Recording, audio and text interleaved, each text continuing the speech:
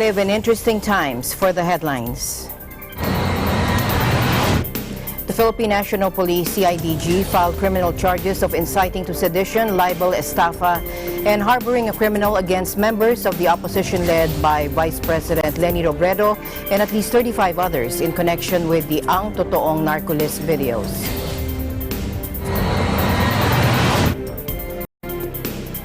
Iran categorically denied U.S. President Donald Trump's claims that Washington brought down an Iranian drone, saying all its craft are accounted for and just that American forces may have destroyed their own machine by mistake.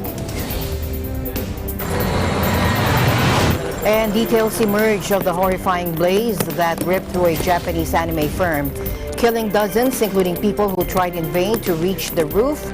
But the motive for the suspected arson remains unclear. And a heat wave is expanding from the plains in Midwest U.S. and will linger in the east through this weekend, bringing many cities their hottest temperature so far and creating dangerous heat indices.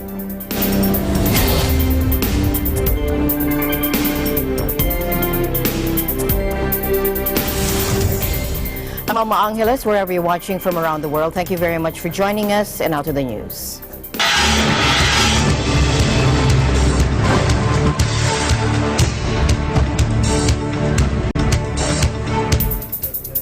A strong earthquake jolted Athens on Friday, knocking out phone and cell phone connections with no immediate reports of damage or injuries. Now, according to early reports, it was a 5.1 magnitude quake with an epicenter 23 kilometers northwest of Athens, according to the Greek Geodynamic Institute. The quake was strong, but fortunately not very long, according to one witness cited by the monitoring website. People in Athens felt the earthquake as it hit, and it caused some to run into the streets, per the Associated Press. It officially hit about 14 miles from Athens, the Euro-Mediterranean Seismological Center. Meanwhile, the quake sparked limited power cuts and communication problems around Athens, and the fire brigade reported receiving calls about people being trapped in elevators. The Civil Protection Agency said there was no immediate word on injuries or damages, but that police and volunteers north of the capital were carrying out searches for possible damage, and we'll bring you more updates as we follow this developing story. Malacanang on Friday denied any hand in the sedition charges filed against Vice President Leni Robredo and several others over the Ang Totoong Narco-list videos. In an interview over ANC, presidential spokesperson Salvador Panelo said Larry Gadon, lawyer of Peter Jomel Advincula, who served as a police witness in filing the charges, has nothing to do with us. Advincula claims to be the yellow-hooded character in the videos that accuse President Rodrigo Duterte and his family of being engaged in the illegal drug trade. Gadon is a lawyer who takes client, Panelo said. According to Panelo, if Gadon supported President Duterte when the former Davao mayor ran for the presidency, quote, you cannot take that away from him. The police on Thursday filed criminal raps anchored on allegations by estafa convict Peter Jomel Advincula against Vice President Leni Robredo and a dozen other personalities associated with Liberal Party and with the Catholic Church over the Ang Totoong Narco-list anonymous video series. The Philippine National Police Criminal Investigation and Detection Group filed sedition, inciting to sedition, cyber libel, estafa, harboring a criminal, and destruction of justice charges against Robredo and at least 35 others. Gawa-gawa, kasinungalingan at walang basehan. Fabricated, lies, and no basis. This was how Liberal Party President Kiko Pangilinan described the raps filed against Vice President Leni Robredo and several others over the Ang Totoong Narco-list videos against President Duterte and his families. In a tweet, Pangilinan said, ginagawa ito ng mga kalaban ng demokrasya. Vice President Robredo is chair of the Liberal Party. The Philippine National Police Criminal Investigation and Detection Group used as basis the affidavit of Peter Jomel Advincula Advincula to file the charges before the Department of Justice. Advincula has claimed to be the yellow-hooded character Bicoy in the videos that accused Duterte's family of being engaged in the illegal drug trade. He initially stood by the allegations he made in the video, but later he admitted they were lies and he was forced to pedal upon instructions by the opposition under Project Sodoma. Meanwhile, Justice Secretary Menardo Guevara assured a fair and non-partisan investigation on the complaints filed by the Philippine National Police against Vice President Leni Robredo and several opposition figures over the Ang Totoong Narco-list videos or the Bicoy videos. I've said this before and I will say it again, the DOJ is not a weapon for oppression or persecution. We shall go only by the evidence presented before us and we don't care who gets indicted and who goes scot-free, Guevara told newsmen on Friday. He also added that once probable cause is determined and a criminal case is filed in court, the DOJ will exert the full force of the law to secure a conviction. Guevara reiterated that his agency will soon form a prosecution panel that would handle the criminal complaints filed by the PNP Criminal Investigation and Detection Group, represented by Police Lieutenant Colonel Arnold Thomas Ibay, over the revelations made by Peter Jomel Advincula alias Bicoy. Charges of sedition, inciting to sedition, cyber libel, estafa, harboring a criminal, obstruction of justice were filed against Vice President Robredo and 34 other individuals. Aside from Vice President Robredo, also named in the CIDG complaint were former Senator Antonio Trillanes IV, John L. P. Sangalang, Eduardo Acierto, Senators Ana Teresia and Ontiveros Barakel and Laila de Lima, former Integrated Bar of the Philippines, IBP President Abdiel Fajardo, incumbent IBP President Egon Cayosa, former Supreme Court spokesman Theodore Te, lawyers Minerva Ambrosio, Serafin Salvador, and Philip Sawali. Also named were senatorial candidates Samira Gutok Tumawis, Paulo Benigno A. Aquino, lawyer Lorenzo Erin R. Tañada III, Gary Alejano, Florin Hilbay, Romulo Macalintal, and Jose Manuel Diokno. Likewise charged were Yolanda Villanueva Ong, Catholic priest Flaviano Villanueva, another priest Albert E. Alejo, Robert Reyes, Brother Armin A. Luistro, Cubao Diocese Bishop Honesto F. Ongtioco, retired Novaliches Bishop Teodoro Bacani Jr., Caloocan priest or Bishop Pablo Virgilio S. David, former Catholic Bishops' Conference of the Philippines or CBCP President Archbishop Socrates Villegas, publicist Boom Enriquez, Vicente R. Romano III, Danilo Songco, film actor and activist Joel Saracho. A certain alias Centrix and John Doe, along with Bicoy, were also named for their part in the so-called Project Sodoma, which was allegedly hatched to discredit administration candidates and back opposition senatorial bets in the May 13 elections. In other news, the Philippine National Police will put its forces on full alert starting Saturday as part of security preparations for President Duterte's fourth State of the Nation address on July 22. Everything is in place. I think nandyan na lahat. Wala na tayong kailangan pang sigurong i-prepare. Although sabi nga natin, we cannot say that our preparation is foolproof not until the SONA is over, no? Pero with regards to preparation, 100% na ang preparation natin. Even the other regions, may mga naka-standby na rin tayong mga forces just in case na kailangan natin ng reinforcement coming from the different regions. As of this time, we have not received any threat whatsoever from any threat group or from any individual. Of course, we will be stricter when it comes to security protocols. Kaya nga tayo nagdagdag ng tao, both uniform and non-uniform. We'll be fielding non-uniform or what we call intelligence monitoring teams doon sa mismong rally site.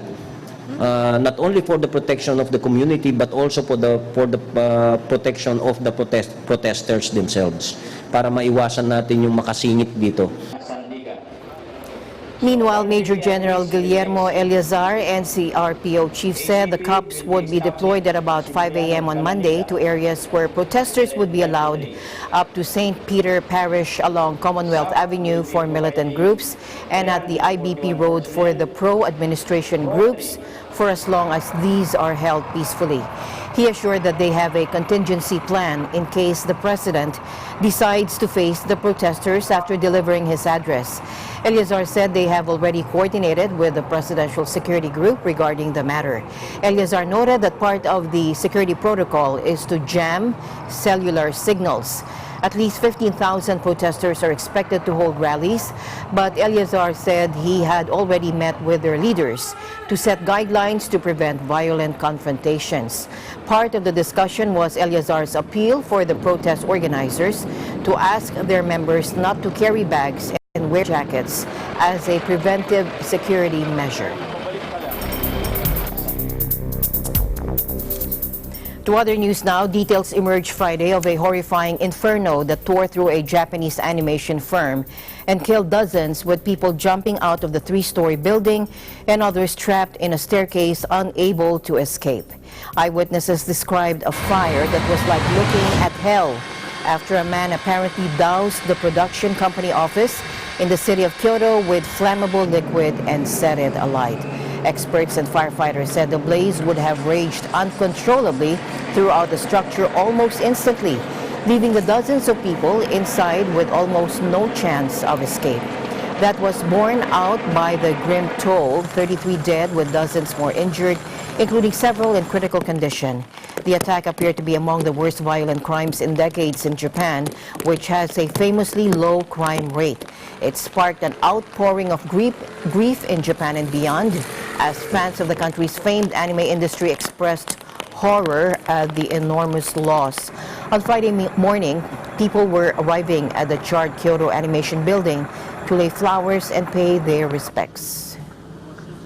日本のアニメーションを世界に発信するっていうのをね、カテゴリーにしていた方たちが、その方たちが一人のね犯人によって理不尽にも殺されてしまったっていう、亡くなってしまったっていうのがもう悔しくて悔しくて、もう憤りを感じられえません。ガソリンをまかれてパーッと燃えたらもう一瞬にしてバーッとなりますのでね。逃げるに逃げられなかった気の毒に、気の毒かわいそう。私から言ったら孫の世代なんですよ。孫がこんなにして亡くなったら私も一緒について死にたいっていう思いに駆られます。 No motive has yet emerged in the apparent attack. Police have detained a 41-year-old suspect, but their investigation has been hampered by the fact that he suffered serious burns in the blaze. He has been hospitalized and was reportedly unconscious on Friday. Only sketchy details have emerged about the man who reportedly shouted, "Drop dead," before setting the fire. Local media said he did not appear to have any ties to Kyoto Animation. He had reportedly also brought knives and a hammer to the building. Now, some reports suggested the man believed the company had stolen his work, with the local Kyoto Shimbun newspaper reporting that he told police, quote, "I set the fire because they stole novels." On Thursday, Kyoto Animation President Hideaki Hata said the firm had received email death threats in the past, but gave no further details. Local police also said 12 men and 20 women were among the dead, with one victim not yet identified. Many of the bodies were found on a stairwell leading to the roof, suggesting people were trying to escape the flames when they were overcome. A local fire department official said the building was in compliance with the fire safety rules, but he said a gasoline-fueled fire would have burned too quickly for people to outrun it, with a spiral staircase connecting the floors of the building, likely helping the blaze spread faster. Now, Kyoto Animation is a firm well known among anime fans for its role in producing popular TV anime series, including The Melancholy of Haruhi Suzumiya and K-On!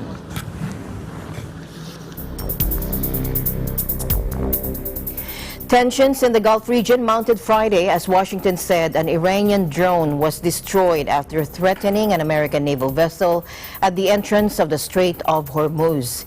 It was believed to be the first U.S. military engagement with Iran following a series of increasingly serious incidents. The drone was immediately destroyed after it approached within 1,000 yards of the Boxer. That is according to U.S. President Donald Trump. Let's listen in. Before I begin, I want to apprise everyone of an incident in the Strait of Hormuz today involving USS Boxer, a Navy amphibious assault ship. The Boxer took defensive action against an Iranian drone which had closed into a very, very near distance, approximately 1,000 yards, ignoring multiple calls to stand down, and was threatening the safety of the ship and the ship's crew. The drone was immediately destroyed. This is the latest of many provocative and hostile actions by Iran against vessels operating in international waters. The United States reserves the right to defend our personnel, our facilities, and interests, and calls upon all nations to condemn Iran's attempts to disrupt freedom of navigation and global commerce. I also call on other nations to protect their ships as they go through the strait and to work with us in the future. Thank you very much. However, Iran denied losing any drones. Armed Forces spokesman Brigadier General Abolfazl Shekarchi described Trump's statement as baseless and delusional claims, according to the Tasnim news agency. Meanwhile, Deputy Foreign Minister Abbas Araghchi tweeted, "I am worried that USS Boxer has shut down their own drone by mistake." Mr. Araghchi's comment came after Iranian Foreign Minister Mohammad Javad Zarif told reporters in New York on Thursday that, quote, "We have no information about losing a drone today." Now, the incidents have raised fears of a regional conflict involving the U.S. and its allies in the Gulf region, through which nearly a third of the world's oil is transported. The incident comes after a series of low-level attacks in the region blamed on Tehran's forces, including placing limpet mines on several tankers and actions by what Washington calls Iranian proxies in Syria and Yemen. In May, the Pentagon announced the deployment of an aircraft carrier strike group and a bomber task force to waters near Iran in response to indications of a credible threat by Iranian regime forces. Tehran downed an American surveillance drone in June, prompting President Trump to order airstrikes against Iran. But he called them off at the last minute, saying the plan was not proportionate and casualties would have been too high. On July 4, Britain seized a fully loaded Iranian oil tanker near Gibraltar, allegedly headed for Syria in violation of sanctions. Now, Iran furiously branded the seizure piracy, and 1 week later, armed Iranian boats menaced a British tanker in the Gulf before they were driven off by a Royal Navy frigate.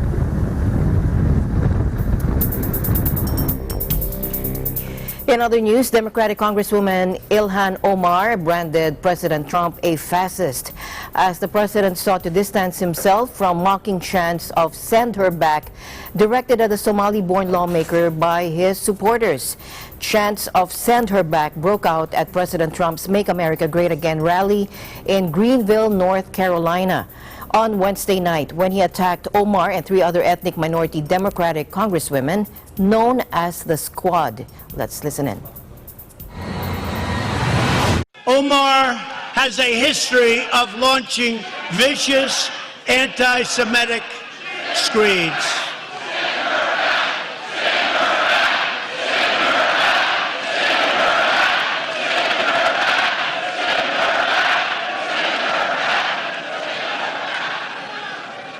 And she talked about the evil Israel, and it's all about the Benjamins. Not a good thing to say.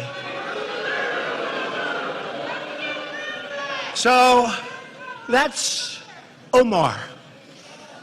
That's Omar. We have said this president is racist. We have condemned his racist remarks. I believe he is fascist because today even Lindsey Graham defended his comments by saying that if I was wearing a mega hat, if there was a Somali person wearing a mega hat, they would not be deported. But because I criticized the president, I should be deported. In a rare move, the Democratic-controlled House of Representatives on Tuesday rebuked President Trump for racist comments after he said the four should go back to their countries of origin if they are not happy in the United States. President Trump claimed to reporters in the Oval Office on Thursday that there was great energy at his earlier rally, but he wasn't pleased by the taunts. I'm not happy about when I hear a chant like that, and I've said that, and I've said it very strongly, but I will tell you, the congressmen and women also have a big obligation in this country, and in every country, frankly, but they have a big obligation. And the obligation is to love your country. There's such hatred. They have such hatred. I've seen statements that they made with such hatred toward our country. Several of the Democratic 2020 presidential hopefuls condemned President Trump's remarks. Alexandria Ocasio-Cortez, one of the Democratic congresswomen singled out for criticism by Trump, said they will not go back on social progress. And we will not go back to the days of injustice. We will not roll back our rights. We will not deny liberty to our trans brothers and sisters. We will not deny our own humanity at the border. We will not go back. We will go forward. Thank you so much. Let's hear it. Let's hear it for Jamie. Vice President Mike Pence vowed to press North Korea to respect freedom of religion, despite the narrow U.S. focus on denuclearization in high-profile summits. Vice President Pence made a pledge to a high-level State Department conference on religious freedom, which came weeks after President Trump met North Korean leader Kim Jong-un for the third time and agreed to jumpstart working-level negotiations. Take a look. So you can be confident. As President Trump continues to pursue the denuclearization of North Korea and a lasting peace, the United States will continue to stand for the freedom of religion of all people of all faiths on the Korean Peninsula. Meanwhile, U.S. Secretary of State Mike Pompeo said that the United States will create a new international body to campaign for religious freedom following a major meeting in Washington. Dubbed the International Religious Freedom Alliance, Pompeo said that details of the group were still being worked out, but that it would bring like-minded countries together to make the issue a priority. Let's listen in again. We will create the International Religious Freedom Alliance. We hope that this new vehicle, the first ever international body devoted to this specific topic, will build on efforts to date and bring like-minded countries together to confront challenges of international religious freedom. It will provide a space for the work that we do here to flourish throughout the year.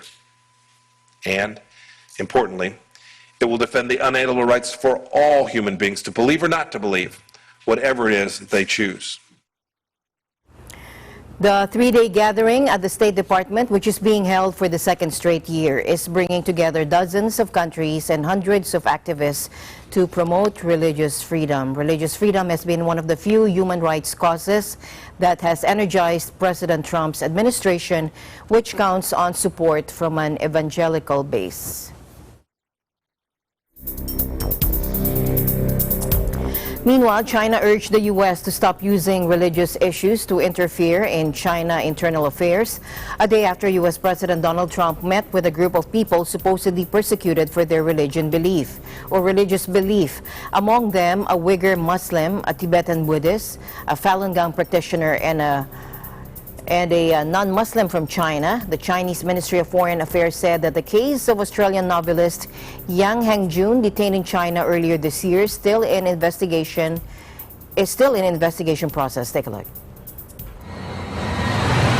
目前这个案件还在进一步的侦办过程中。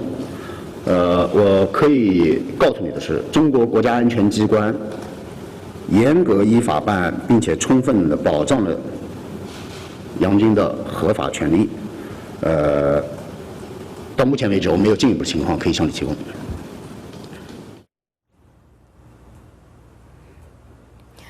Earlier, U.S. Secretary of State Mike Pompeo, in his remarks, harshly criticized U.S. adversaries Iran and China for their human rights records, calling Beijing's incarceration of more than 1 million Uyghurs and other mostly Muslim, Turkic-speaking people truly the stain of the century.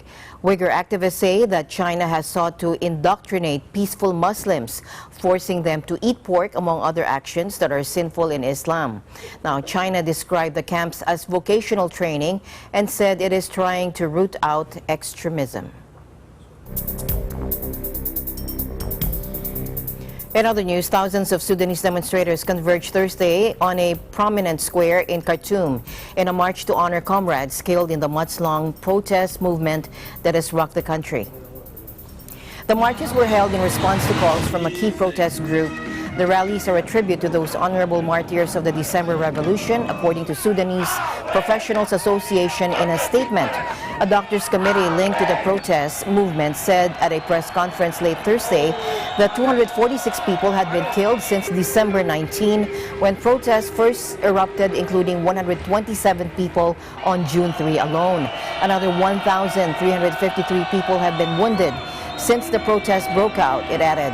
The authorities have given a lower toll. On Wednesday, the protesters and generals finally agreed a deal paving the way to a transitional civilian administration that would govern for just over 3 years.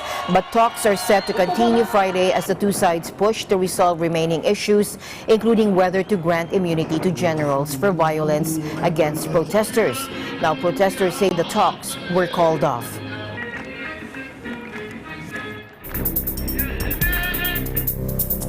To Myanmar now, where conflict is reportedly ongoing between separatists and the country's military in Chin and Rakhine states. And girls as young as 9 are being trafficked abroad for sex work, according to a senior UN-appointed independent investigator on Thursday. Special Rapporteur Yang Hee Lee said since January, the total number of people displaced by the violence could be as high as 55,000 in the two states. Less than 2 years ago, more than 700,000 ethnic Rohingya, who are mainly Muslim, were driven from Rakhine, seeking shelter in neighboring Bangladesh.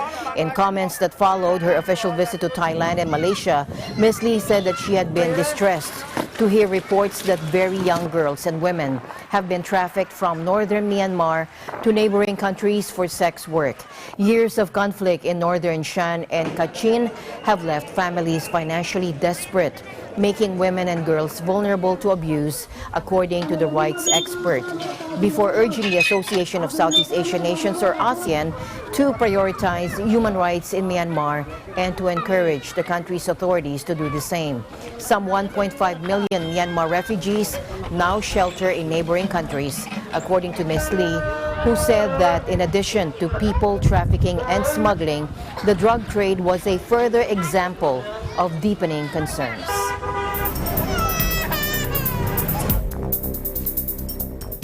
On a lighter note, engineer Pablo De Leon is the designer of 2 NASA prototype spacesuits suitable for the Moon and Mars. The challenges for him: materials that are both resistant to long periods in space and allow you to move like you're on Earth. Take a listen.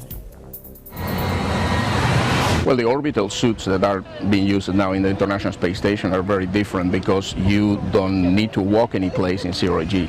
So they are almost immobile from the waist down, while in a surface suit like a Mars or lunar suit, you need a lot of mobility to be able to basically walk and do all the different tasks that you do here on Earth. The particles of dust are very, very cut through the layers of the fabric. That's why you need to protect the spacesuit in a way that these particles won't penetrate the multiple layers of the spacesuit.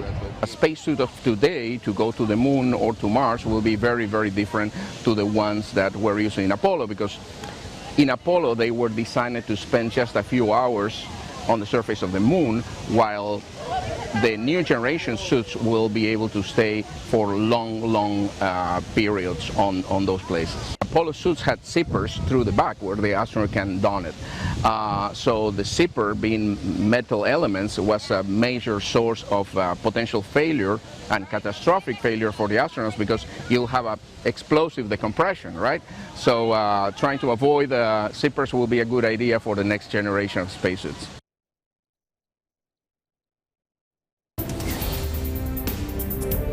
Eagle News International will be right back. Stay tuned.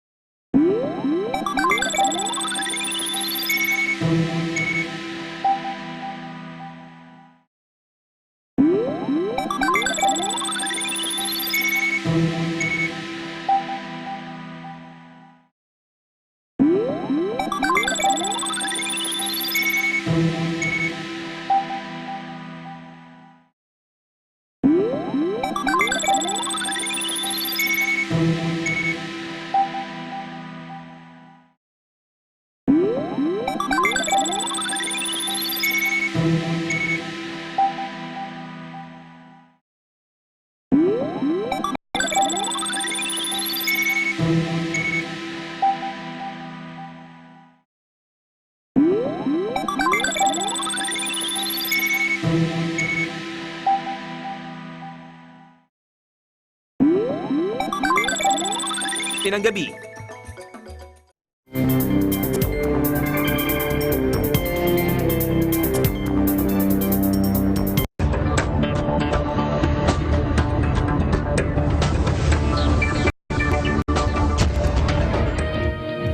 Welcome back. The current dry spell or El Niño phenomenon being experienced in the Philippines may be categorized as mild by meteorologists, but monetary officials still consider it as an upside risk to inflation, with the impact seen to last until 2020.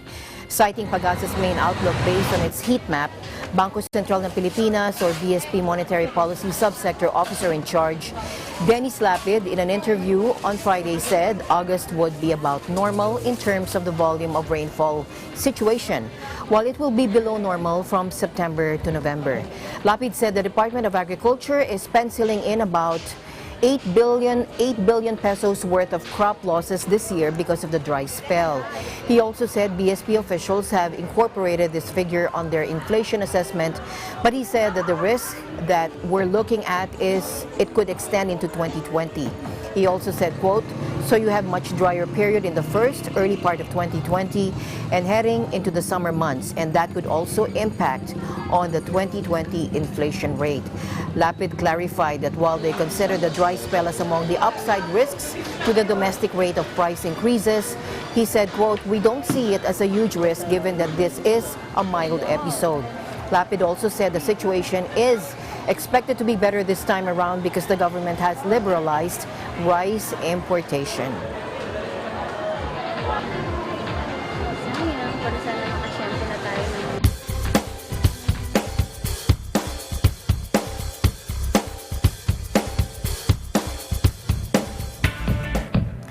Microsoft on Thursday posted quarterly earnings that trounced expectations, citing growth in partnerships with companies on technology and cloud computing services.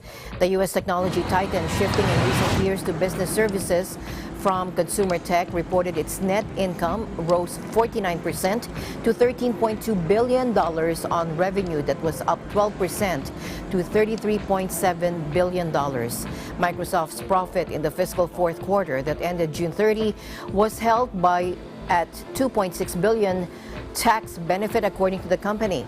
The results showed the strongest commercial quarter level for Microsoft, said Chief Financial Officer Amy Hood.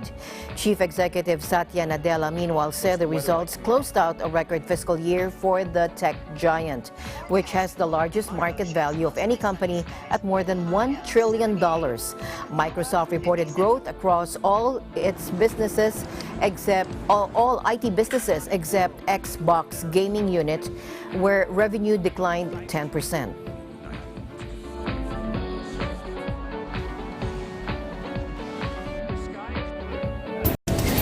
And the news continues here on Eagle News International. We'll be right back.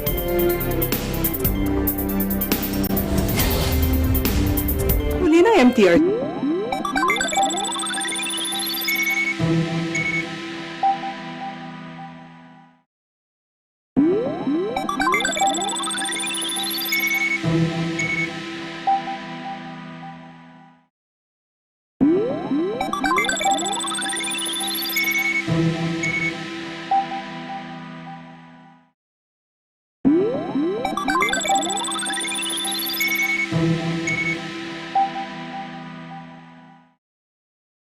I'm teacher Sally, and this is Kid Kwento, one of Net25 Kids' online shows. Kid Kwento is now on TV. You can watch us every Monday, Wednesday, and Friday at 4 to 4:30 p.m. Also watch Anong Sa Inyo with Ate DJ every Tuesdays and Thursdays at 4 to 4:30 p.m. Sa Kid Kwento, ang aming motto ay, Let's all read to succeed! Hooray! Kita-kita tayo! Bye!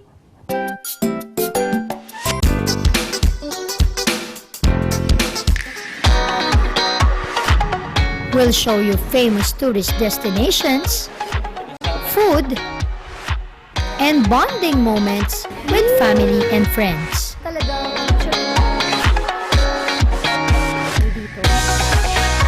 Andito ba tayo ngayon sa Baklaran?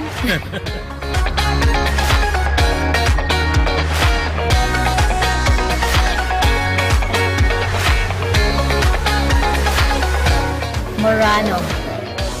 Pero hindi siya mura, no? Mahal, no? We are family. I got all my sisters with me.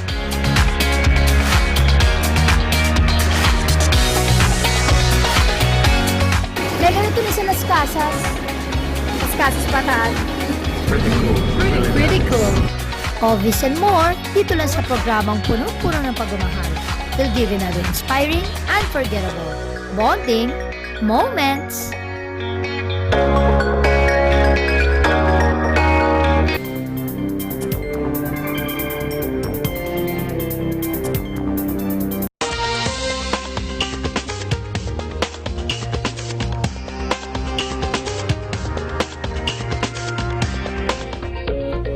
Pag-asa weather forecaster said, Pag-asa said Tropical Depression Goring may leave the Philippine area of responsibility Friday evening, hours after it re-entered the country. Let's get the latest weather update from Raymond Ordinario.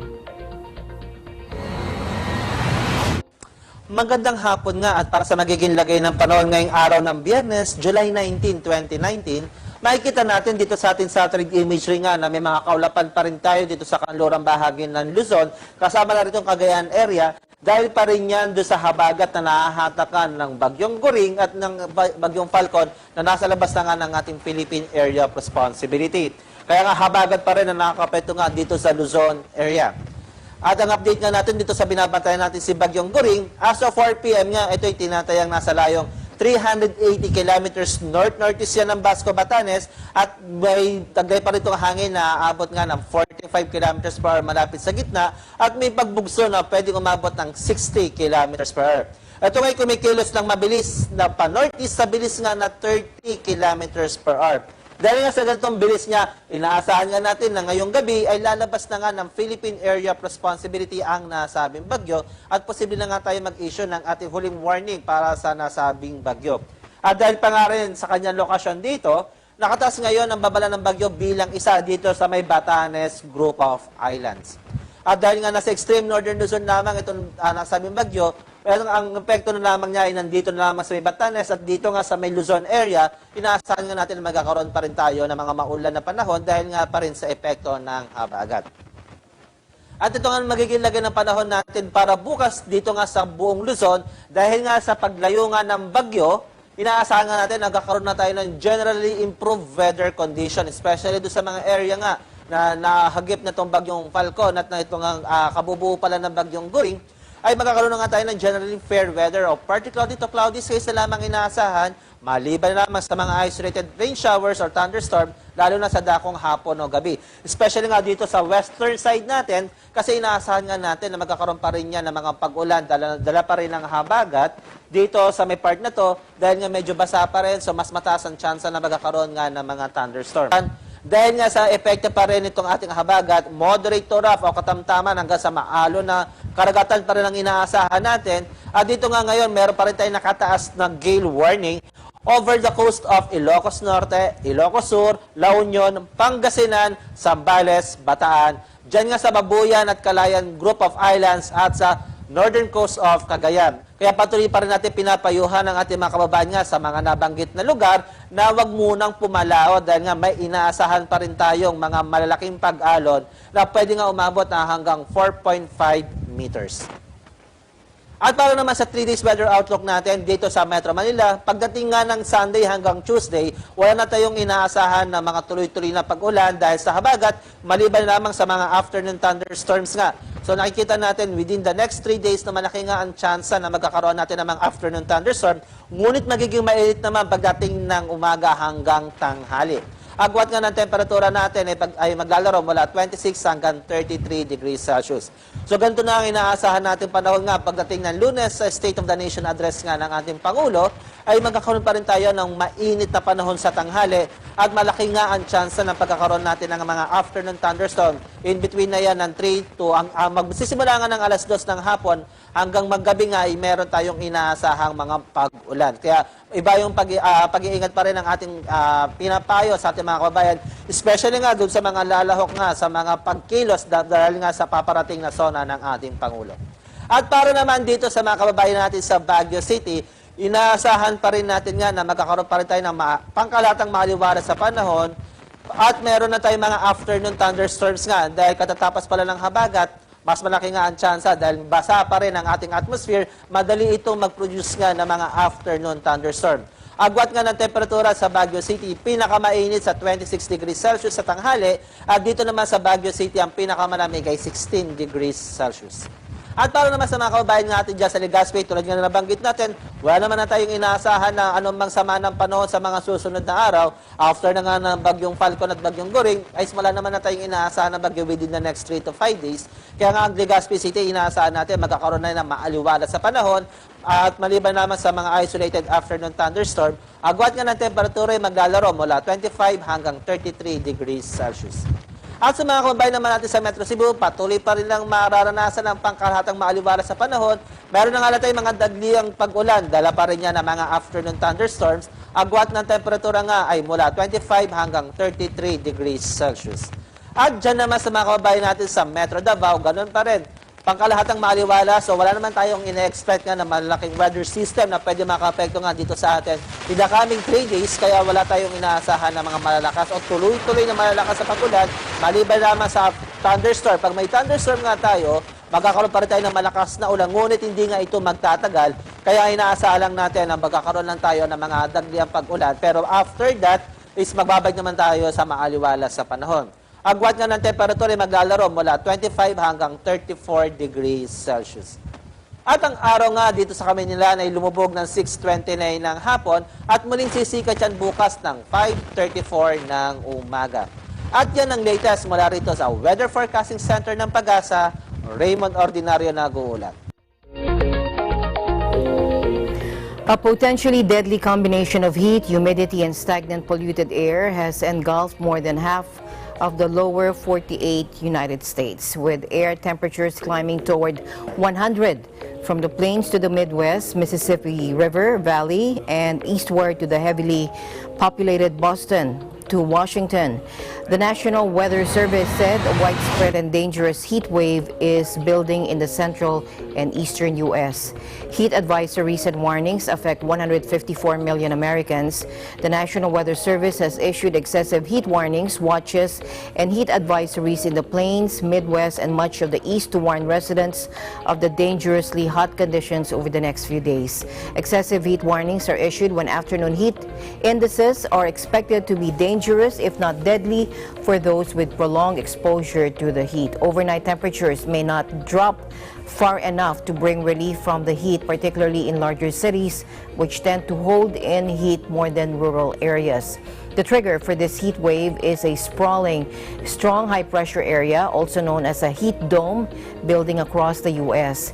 Another high-pressure area in the western Atlantic, known as the Bermuda High, is also a key player because the circulation around these weather features is pumping hot and humid air from the south to the north.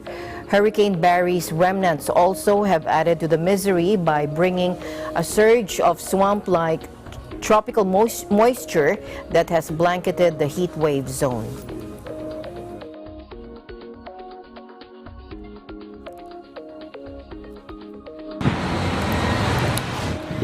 Meanwhile, Israel sent teams of firefighters and planes to contain a blaze near Jerusalem as record temperatures fuel wildfires across the country. Some 100 fires have been reported in Israel in recent days, and at least 3 or 4 areas had been evacuated, according to a public security ministry spokeswoman. The Israel Meteorological Service reported record high temperatures Wednesday, saying Sodom near the Dead Sea had experienced a high of 49.9 degrees Celsius or 121.8 degrees Fahrenheit, unprecedented since Israel's founding in 1948. The ministry spokeswoman said no one had been injured in the fires, which were likely sparked through negligence and amplified by high temperatures, drought, and winds.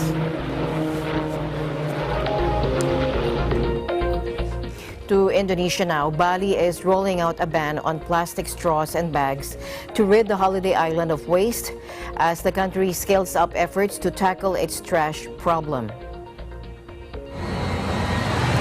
Kami mengajak kepada para pedagang ikut berperan serta aktif lah di dalam mengelola kebersihan, memanfaatkan barang-barang yang dianggap bermanfaat dan bernilai ekonomis, khususnya tanpa sampah-sampah plastik. Millions of tourists are drawn to Bali every year, but the tourist hub has recently become a poster child for plastic pollution in the country. In a first for Indonesia, Bali announced a comprehensive ban on single-use plastics last year, but full implementation was in doubt until last week, when the Bali government prevailed in a Supreme Court challenge from the Indonesian Plastic Recycling Association.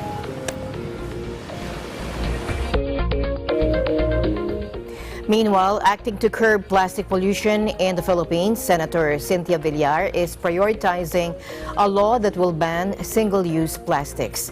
Senate Bill number 333, or the Single-Use Plastic Product Regulation Act of 2019, seeks to regulate the manufacturing, importation, and use of single-use plastic products.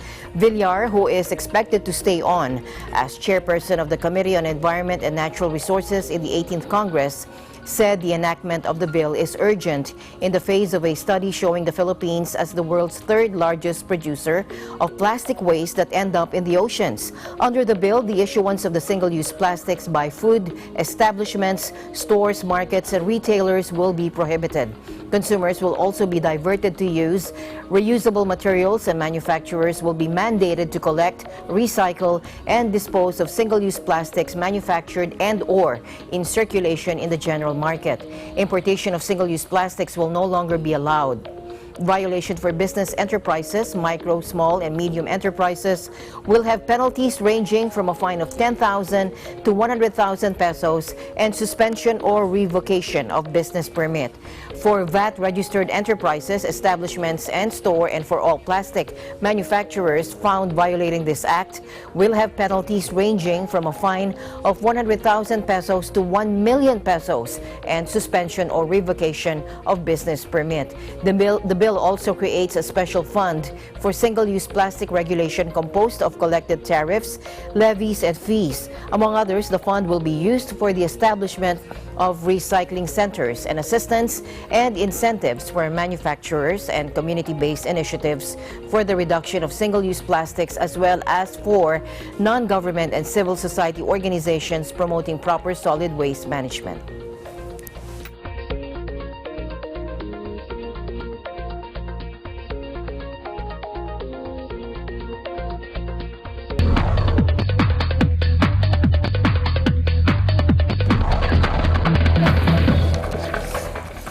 The Hulk, a kid-friendly Mercury, Game of Thrones, Khaleesi, and Lord Varys. Fans gather in San Diego for the 50th anniversary of Comic-Con to dress as their favorite superheroes and characters, hoping to also meet some of the actors who play them. Take a look. Winter is coming. You shall not pass. It's awesome. I didn't get in last year and finally got registered this year, and it's just incredible so far. It's a beautiful thing that it's carried for so long and into now, and it just stays fresh. It stays fresh. It keeps growing. The respect for this culture just keeps growing, and it's becoming more accepted. It's becoming more mainstream, but it still has that lovely, unique quality that drew people to it in the first place. It's more enjoyable as a family. I feel like you do a group activity and people take pictures with the kids and the kids enjoy it, and it gives us time to just hang out. And I think it's just timeless. I think they've found a way to make younger generations like him and keep him in the forefront as far as the new characters out there. A smorgasbord of sequels, prequels, and reunions from Terminator to Game of Thrones awaits thousands of misty-eyed comic book geeks and sci-fi nerds descending on San Diego this week for the world's largest celebration of pop culture fandom. The 50th edition of Comic-Con International will see 135,000 cosplayers, bloggers, movie executives, and humble fans pile into a sweaty convention center for glimpses of their heroes in town to promote the next mega hit films, TV shows, and comic books.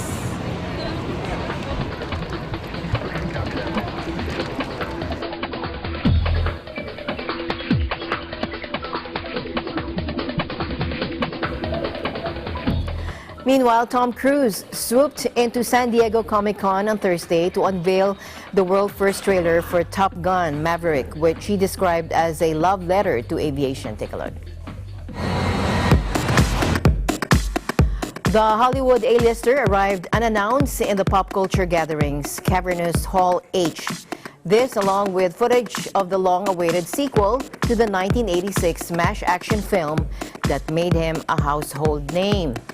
The footage revealed few plot details, but showed Cruise's Pete Maverick Mitchell as an aging pilot who refuses to retire despite failing to rise up the ranks.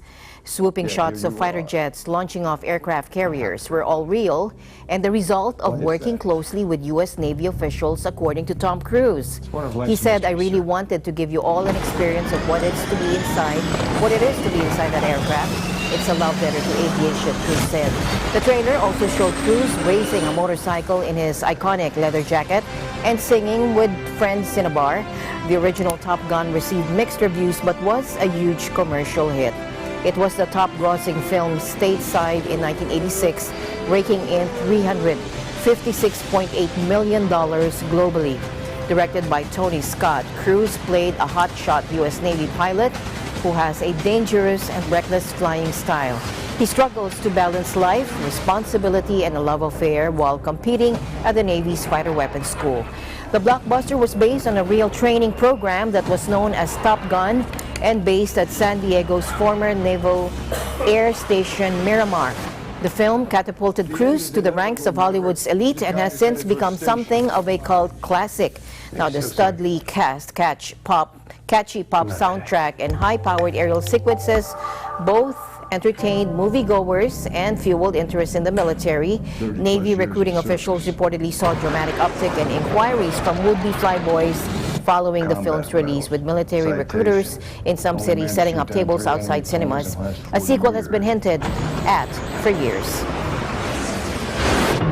Yet you can't get a promotion, you won't retire. Despite your best efforts, you refuse to die.